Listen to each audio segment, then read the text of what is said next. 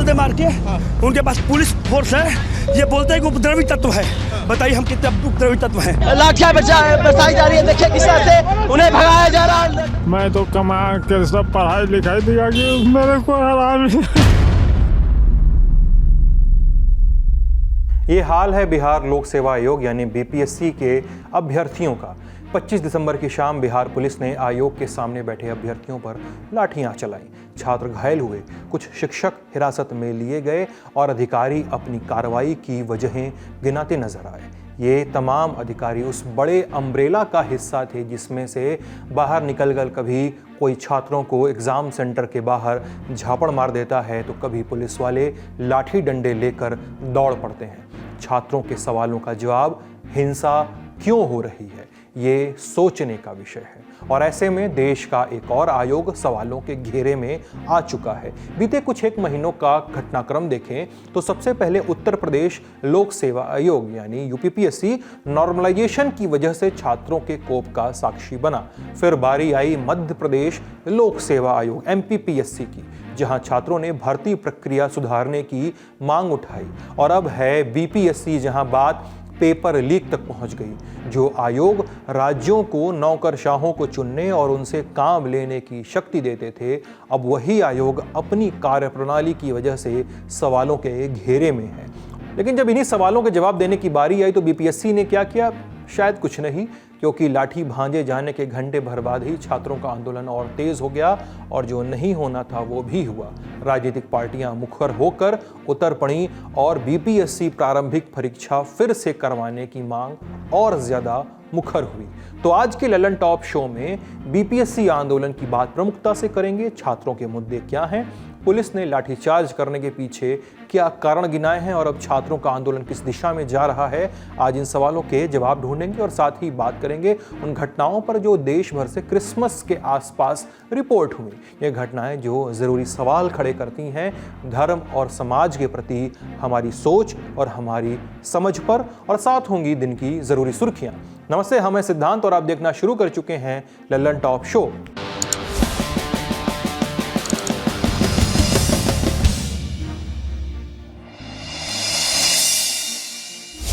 आज बिहार लोक सेवा आयोग के खिलाफ प्रदर्शन कर रहे छात्रों को 8 दिन से ज्यादा हो गए। 7 दिनों से छात्र पटना के गर्दनी बाग में प्रोटेस्ट कर रहे थे। उनकी मांग रही कि बीते 13 दिसंबर को बीपीएससी ने 70वीं सिविल सेवा में भर्ती के लिए जो परीक्षा आयोजित की थी उसे रद्द किया जाए और फिर से परीक्षा हो, री एग्जाम हो। छात्रों का कहना है कि बीपीएससी का पर्चा लीक हुआ है। अब छात्रों की इस मांग को हम आगे थोड़ा और विस्तार से समझाएंगे। पहले कल का घटनाक्रम डिकोड कर लेते हैं। तो 25 दिसंबर की शाम यानी कल की शाम गर्दनी बाग में जो छात्र बैठे हुए थे इतने दिनों से, में से एक छात्रों का एक जत्था यानी 250 के छात्र आसपास छात्रों का जत्था आयोग भवन के सामने प्रोटेस्ट करने के लिए रवाना हुआ। अभ्यर्थियों का कहना था कि आयोग का घेराव करेंगे, लेकिन यह प्रदर्शन शांतिपूर्ण होगा, इसका भी वादा अभ्यर्थियों ने किया। सामने आयोग का दफ्तर के सामने होगा, या तो हमारी अर्थी निकाल दे मार के। उनके पास पुलिस फोर्स है, ये बोलते हैं कि उपद्रवी तत्व है। हम आधार कार्ड जमा करते हैं, आप लोग मीडिया के सामने लोग हैं। बताइए हम कितने उपद्रवी तत्व हैं। अभ्यर्थी बीपीएससी भवन पहुंचे और कुछ ही देर में वहां पे आसपास के थानों की पुलिस भी पहुंच गई।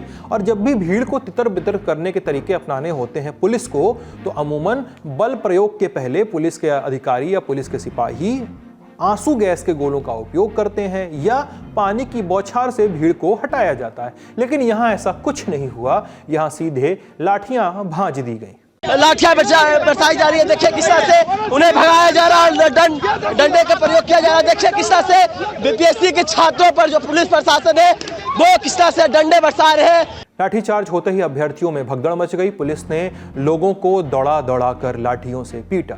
महिला अभ्यर्थियों को भी पीटा गया। छात्रों की चीख सुनाई दी।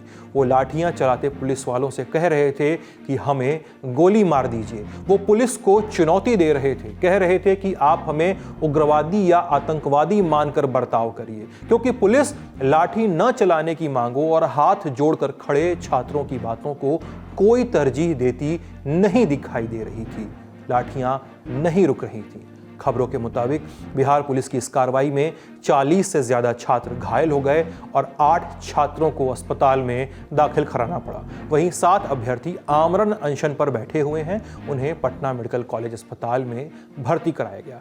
अब पुलिस की बात थी, पूछा गया कि छात्रों पर लाठी क्यों चलाई। पुलिस ने कहा कि छात्रों ने गर्दनी बाग के अस्पताल में तोड़फोड़ की थी। गर्दनी बाग धरना स्थल पर लगातार धरना प्रदर्शन किया जा रहा है, जहां कुछ शिक्षकों के द्वारा प्रत्यक्ष एवं अप्रत्यक्ष रूप से उन सभी विद्यार्थियों को उकसाया जा रहा है। दिनांक 23 दिसंबर को भी गर्दनी बाग अस्पताल में अभ्यर्थियों के द्वारा तोड़फोड़ किया गया। पुलिस की इस कार्रवाई ने आग में घी डालने का काम किया और कुछ ही देर में छात्रों का आंदोलन और उग्र हो गया और फिर ये दृश्य सामने आए। आपको अगर दिक्कत था हमसे, आप पहले बता तो सकते थे कि भैया हमको ऊपर से प्रेशर है, आप लोग उठ जाइए, यहाँ नहीं बैठिए। क्योंकि एक छात्र ने सुसाइड किया था, बीपीएससी के चेयरमैन जो है उनके अड़ियल रवैये के कारण एक सोनू नाम के छात्र की है। इसके लिए हम लोग एक सिंबॉलिक तरीके से गए थे कि बीपीएससी के बाहर बैठेंगे, हम उसकी शहादत जो हुई है उसके साथ एक सॉलिडेरिटी दिखाने के लिए। छात्र घायल तो थे ही, अब वो अपने खो चुके साथी के लिए न्याय की मांग करने लगे थे। दरअसल 24 जनवरी को बीपीएससी अभ्यर्थी सोनू कुमार ने अपनी जान दे दी। सोनू पटना के हनुमान नगर के एक लॉज में रहते थे। 13 दिसंबर को उन्होंने बीपीएससी की प्रारंभिक परीक्षा दी थी, पर्चा ठीक नहीं गया था, खबरें ऐसा बताती हैं। इसके बाद सोनू ने कुछ एक एग्जाम और भी दिए। घटना वाले दिन सोनू का रूम पार्टनर अपने घर गया हुआ था, अपने गाँव गया हुआ था। जब वो रात को घर पहुंचा तो देखा कि रूम अंदर से बंद है।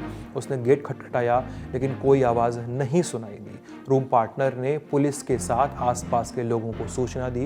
पुलिस ने देखा कि सोनू नहीं रहा। खबरें बताती हैं कि सोनू गर्दनी बाग प्रोटेस्ट में भी शामिल हुआ था। सोनू से मम्मी को बात हुआ था, मेरा से नहीं बात हुआ था। तो उन्होंने कुछ बताया माता जी को कि परेशान है या कोई बात? ना, कोई बात नहीं बताया, कोई परेशानी नहीं बताया। मम्मी ने उसका फ़ोन किया कि बेटा मोबाइल में रिचार्ज खत्म है, डाल देना था। कि ठीक है मम्मी डाल देगा। हाँ, कोई बात नहीं हुई। मैं तो कमा के सब पढ़ाई लिखाई दिया कि मेरे को आराम ही। फिर इस आंदोलन में शिक्षकों की और मुखर एंट्री हुई, लेकिन शिक्षकों की क्यों?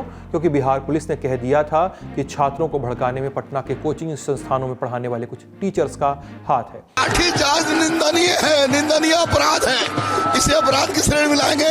बच्चों के साथ इंसाफ हो, इसलिए सारे शिक्षक और सारे छात्र एक हो गए हैं और आज 6 होगा और ये क्या होगा। फिर 25 और 26 दिसंबर की दरमियानी रात सूत्रों के हवाले से एक जानकारी आई कि इस आंदोलन में छात्रों का साथ दे रहे रोहित सर को पुलिस ने हिरासत में ले लिया है। लेकिन उन्हें हिरासत में लिए जाने के बाद कहां ले जाया गया, इसके बारे में कोई कुछ जानकारी शेयर नहीं कर रहा है। फिर 26 दिसंबर की शाम खबर आई कि रोहित सर को जमानत मिल गई है। प्रदर्शन का 10वां दिन है, जो कल की बात है 25 तारीख, और प्रदर्शन का 9वां दिन था। जो प्रोटेस्ट लीड कर रहे थे, कल लाठीचार्ज भी हुई थी। जो मेन प्रोटेस्ट लीड कर रहे थे रोहित प्रियदर्शी, उन्हें बहुत लाठियां पड़ती हैं, वो घायल हो जाते हैं। और देर रात तकरीबन 1 बजे के आसपास एक काली स्कॉर्पियो आती है, जिससे कुछ लोग बाहर आते हैं और उन्हें अपने साथ ले जाते हैं। सुबह बात पता चलती है, वो पुलिस ने उन्हें उस जरिए डिटेन किया है। दोपहर 3 बजे उनकी पेशी सिविल कोर्ट में होती है। ACM सेकंड के सामने उन्हें पेश किया जाता है और कुछ देर बाद जानकारी आती है कि उन्हें बेल मिल गई है, लेकिन कुछ शर्तों के साथ। शर्त यह है कि वो सोशल मीडिया पे एक्टिव नहीं रहेंगे, प्रदर्शन में शामिल नहीं रहेंगे और कोई भी प्रदर्शन से जुड़ी टिप्पणी नहीं करेंगे। फिर इस आंदोलन में राजनीति की एंट्री हुई। निर्दलीय सांसद पप्पू यादव छात्रों के बीच पहुंचे और ये कहा, कोरोना में हम लोग को लात मार के निकाल दिया और यहाँ पर आवाज दे रहे हैं, तब लात मार के हम लोग को भगा रहे। कितना लाठी मारा गया आज बच्चों को। एक बच्ची का हाथ तोड़ दिया गया। सर, इन्होंने कहा कि हम भूखे हैं तो इनको 10 बूट मार दिया।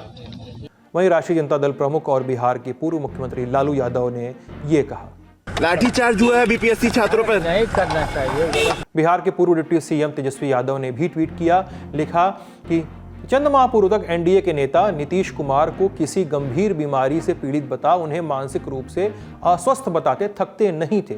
अब वही बीजेपी, एलजेपी और एचएएम यानी हम के नेता उनके तानाशाही निर्णयों को शिरोधार्य कर बीपीएससी परीक्षार्थियों को पुलिस से पिटवा इस गुंडागर्दी को उचित ठहरा रहे हैं।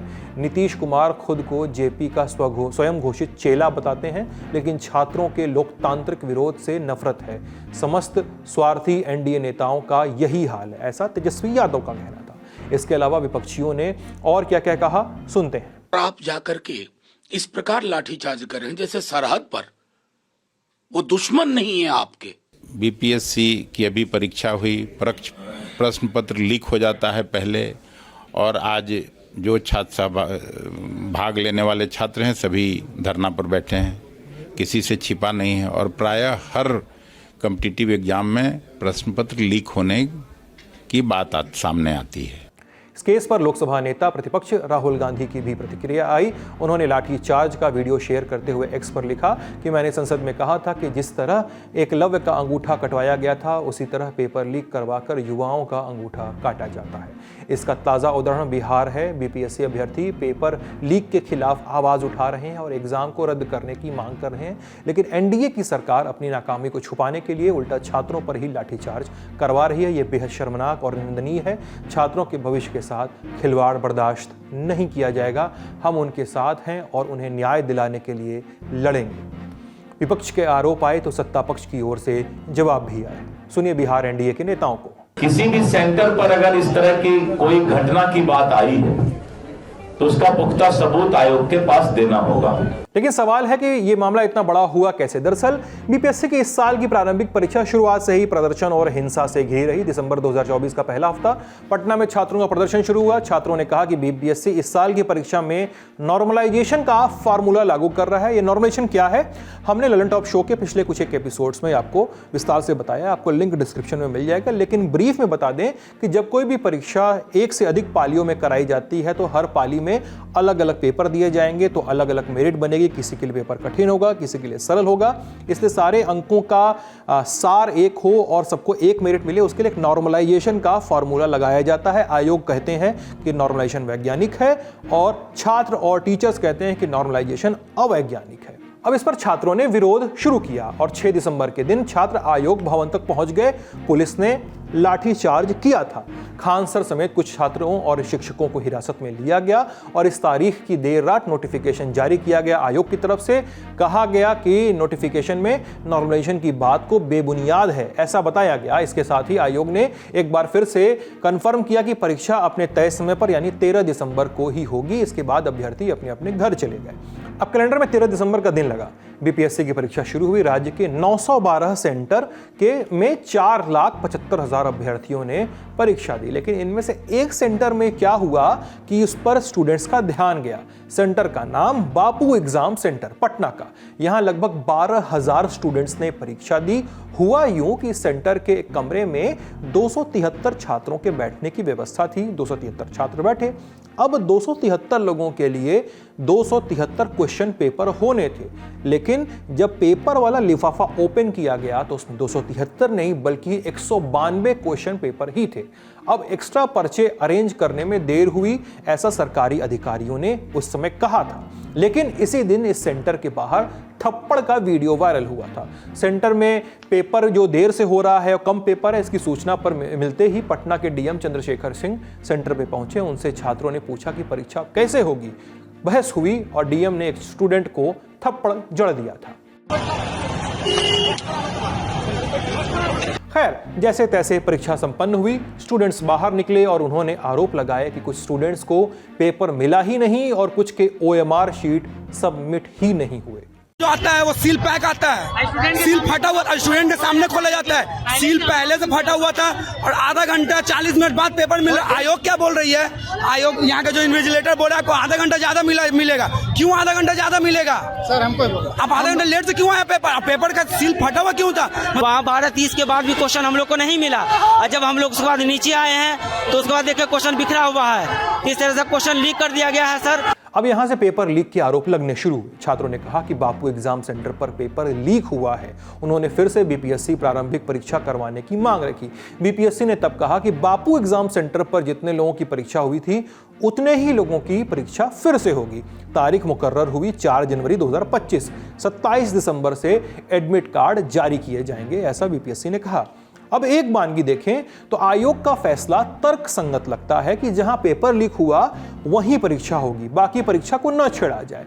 लेकिन अगर यहां पर फिर से परीक्षा होगी तो पुराना पेपर तो दिया नहीं जाएगा, नया पेपर सेट होगा। पुराना पेपर देंगे तो क्या फायदा, और नया पेपर दिया जाएगा यानी सूबे के 911 केंद्रों पर एक पेपर और 912वें केंद्र यानी बापू एग्जाम सेंटर पर एक अलग पेपर। ऐसे में मूल्यांकन का आधार क्या होगा और क्या फिर से नॉर्मलाइजेशन किया जाएगा? इसलिए बीपीएससी स्टूडेंट्स ने कुछ चिंताएं जाहिर की। चिंता नंबर 1 कि आयोग एक ही परीक्षा का 2 बार टेस्ट कैसे ले सकता है, मेरिट लिस्ट कैसे बनेगी। चिंता नंबर 2 कि 911 परीक्षा केंद्रों का प्रश्न 1 और फिर 4 जनवरी को होने वाले एक केंद्र पर होने वाली परीक्षा का प्रश्न 1 कैसे होगा। अब अगर 13 दिसंबर को हुई परीक्षा के मुकाबले 4 जनवरी को होने वाली परीक्षा का पर्चा आसान रहा तो पहले एग्जाम दिए छात्रों के साथ अन्याय नहीं होगा। इसलिए स्टूडेंट्स ने मांग रखी कि एक परीक्षा, एक पर्चा और एक परिणाम हो ताकि सभी अभ्यर्थियों के साथ न्याय हो।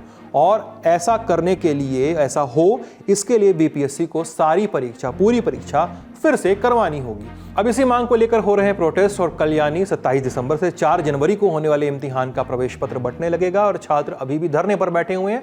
ऐसे में छात्र आगे क्या करेंगे और आगे की क्या रणनीति है उनकी, और क्या आयोग के कानों पर जूं रेंग रही है, सुनते हैं ग्राउंड पर मौजूद अपने रिपोर्टर रजत पांडे से।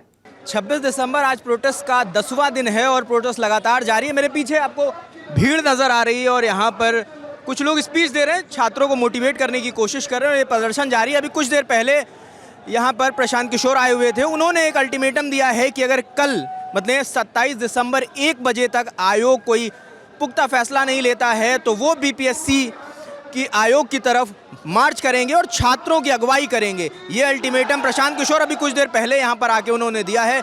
4 तारीख को री एग्ज़ाम होना है, लेकिन री एग्ज़ाम बापू एग्जामिनेशन सेंटर पर होना है और छात्रों की लगातार मांग है कि सिर्फ एक सेंटर पर नहीं, बाकी सेंटरों पर री एग्ज़ाम होना चाहिए। लेकिन अभी तक आयोग की तरफ से ना कोई प्रतिक्रिया आई है और ना ही कोई मुकम्मल प्रतिक्रिया छात्रों के हक में सरकार की ओर से आई है।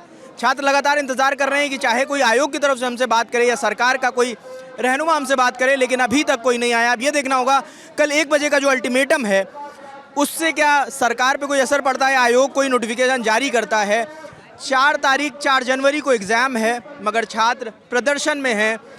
अब ये देखना होगा कि 4 के एग्ज़ाम में कितने लोग शामिल होते हैं। उसका सवाल ये भी है कि उसके रिज़ल्ट को कैसे आयोग निकालेगा, क्योंकि ये मुमकिन है कि जो 13 को रिज़ल्ट एग्ज़ाम हुआ है उसके और जो 4 जनवरी को एग्ज़ाम होना है उसके पेपर के लेवल में अंतर हो। ये आरोप छात्र लगातार लगा रहे हैं। इस मुद्दे पर हमारे साथी रजत और राशिद लगातार रिपोर्ट कर रहे हैं। अगर आप चाहें तो कवरेज के तमाम वीडियोस हमारे तमाम चैनल्स पर देख सकते हैं। इस खबर में फिलहाल इतना ही और अब सुर्खियां। अगर कोई फर्जीवाड़े का राजा है पूरे देश के अंदर तो वो फर्जीवाल केजरीवाल। कांग्रेस के जो प्रत्याशी हैं उनका चुनाव का खर्चा भारतीय जनता पार्टी से आ रहा है। कांग्रेस ने भारतीय जनता पार्टी से साठगांठ कर ली है, यह कहना है दिल्ली की सीएम आतिशी का। दिल्ली विधानसभा चुनाव से पहले आम आदमी पार्टी और कांग्रेस की एकता को एक बड़ा झटका लग रहा है। दरअसल केजरीवाल ने पहले ही साफ कर दिया था कि वो दिल्ली में अकेले चुनाव लड़ेंगे। ऐसे में दिल्ली में जो मुकाबला आम आदमी पार्टी और बीजेपी में होता था अब उसमें कांग्रेस की एंट्री हो गई है। अब त्रिकोणीय हुए इस चुनाव में बयानों को लेकर टकराव होना शुरू हो गया है। मामला शुरू हुआ था 25 दिसंबर यानी कल। कांग्रेस नेता और राज्यसभा सांसद अजय माकन ने आम आदमी पार्टी के संयोजक अरविंद केजरीवाल को फर्जीवाड़े का राजा बताया था। क्योंकि अगर कोई फर्जीवाड़े का राजा है पूरे देश के अंदर तो वो फर्जीवाल केजरीवाल। माकन ने कांग्रेस की तरफ से आम आदमी पार्टी और भाजपा के खिलाफ 12 पॉइंट का व्हाइट पेपर रिलीज करते वक्त ये बातें कही थी। अब इन बातों का जवाब देते हुए दिल्ली की सीएम आतिशी और सांसद संजय सिंह ने एक प्रेस कॉन्फ्रेंस की। आतिशी ने माकन के खिलाफ 24 घंटे के अंदर कार्रवाई की मांग कर दी है। ये बिल्कुल साफ हो गया है कि दिल्ली के चुनाव के लिए कांग्रेस ने भारतीय जनता पार्टी से साठगांठ कर ली है। कांग्रेस के जो प्रत्याशी हैं उनका चुनाव का खर्चा भारतीय जनता पार्टी से आ रहा है। आम आदमी पार्टी नेताओं की पीसी का जवाब देते हुए कांग्रेस नेताओं ने क्या जवाब दिया वो भी सुन लेते हैं। तो काश इनका आरोप सही होता, करोड़ों रुपए सुन के तो हमारी भी मांछें खिल गई। अच्छा रहता हम अच्छा चुनाव लड़ते, जिसमें मुझे विश्वास है कि अगर इंक्वायरी हो गई तो इनकी पूरी की पूरी पार्टी जो है वो ट्रबल में चली जाएगी। इसके अलावा दिल्ली में एक दूसरा विवाद बीजेपी और आम आदमी पार्टी के बीच भी छिड़ गया है। हालांकि पहले भी विवाद होते रहते हैं, एक और है उस फहरिस्त में नया। आम आदमी पार्टी ने आरोप लगाए हैं कि बीजेपी के पूर्व सांसद प्रवेश वर्मा के घर पर महिलाओं को बीजेपी पैसे बांट रही है।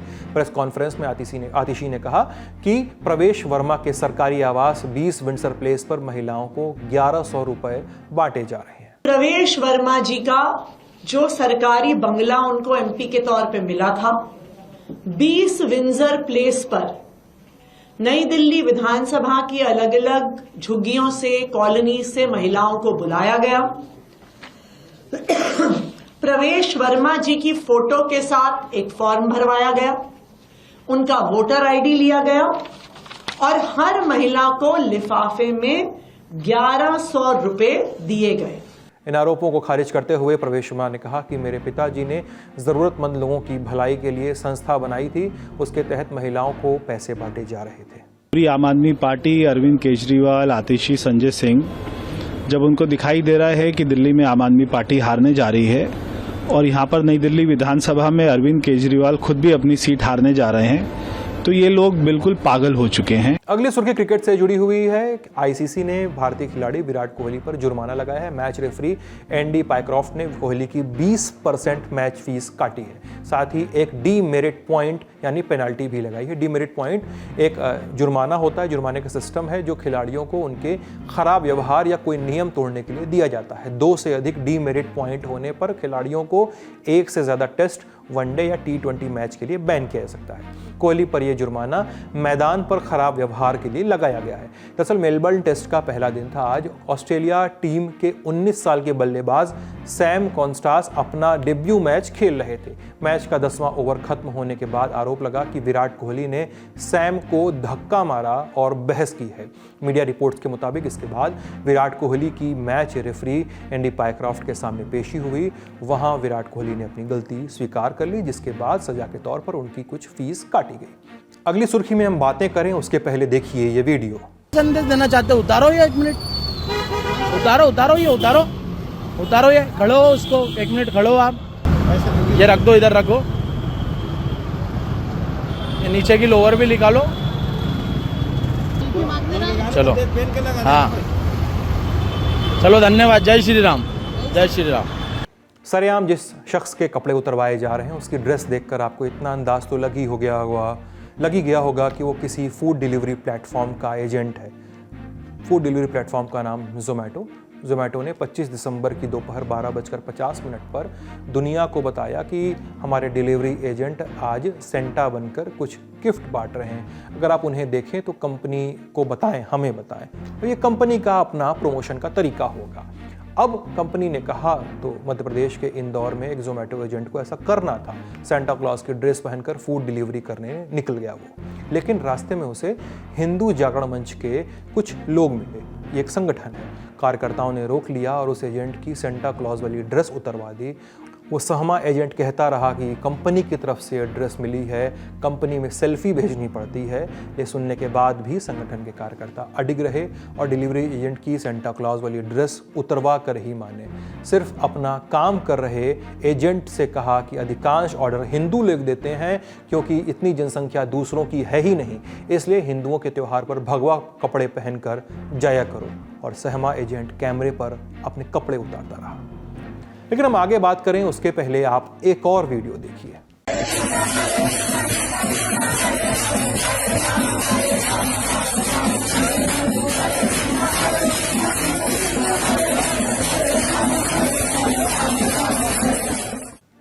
ये वीडियो भी सोशल मीडिया पर वायरल है। कहा जा रहा है कि ये वीडियो लखनऊ के हजरतगंज में मौजूद सेंट जोसेफ कैथेड्रल के पास का है। यहाँ क्रिसमस की शाम कुछ लोग ढोल मजीरों के साथ पहुँचे और हरे राम हरे कृष्ण के जाप का कीर्तन शुरू किया। आसपास खड़े लोगों ने इसका वीडियो बनाया और सोशल मीडिया पर डाल दिया। लेकिन हम कुछ सवाल रखें आपके सामने, उसके पहले आप एक और वीडियो देखिए।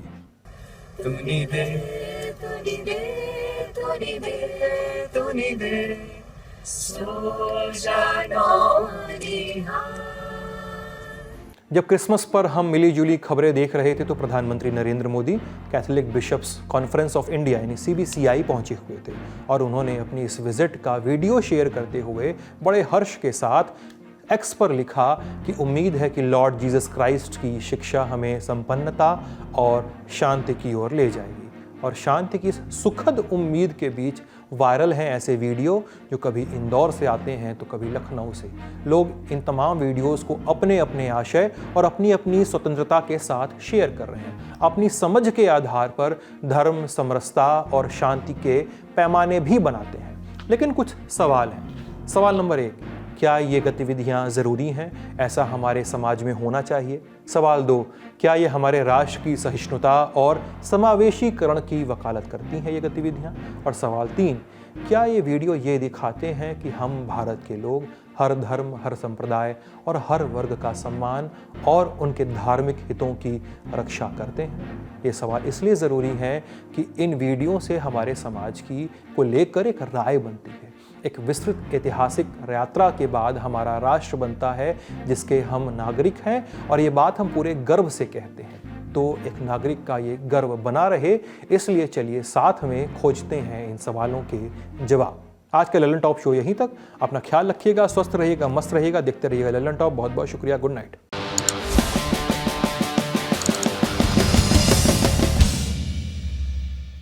सेव मैं मानता हूँ जीसस सेव्स। तिलौरी जब घर निकलता था, मुंह में डालो चरपर की आवाज आती थी, क्योंकि वो इतना खौलता हुआ होता था कि चखने का एक और प्रॉब्लम होता है जब आप दम के पानी ले रहे होते हैं कि उसमें मूंगफली गिर गया आपके गिलास। ठीक है, यूनिक प्रॉब्लम्स ऑफ ठीक है, आपको लग रहा है खांचा के मासूम मुश्किल है।